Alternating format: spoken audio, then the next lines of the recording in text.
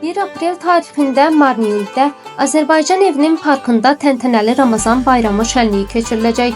Bu barədə Marniyuli mərkəzi İmam Əli Məscidinin axundu Hacı Hacıyev Aktualci xəbər portalına açıqlamasında məlumat verib.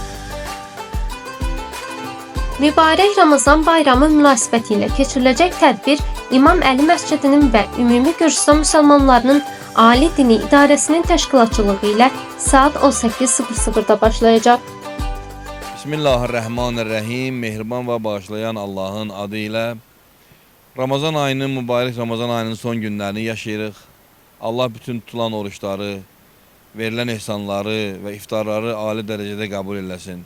Qarşıdan gələn Ramazan bayramı münasibətindən bütün dünya müsəlmanlarını və ölkəmizdə yaşayan müsəlmanları səmimi qəlbdən təbrik edirəm. Allah təkrar bu mübarək ayı yaşamağı hər birimizə nəsib eləsin.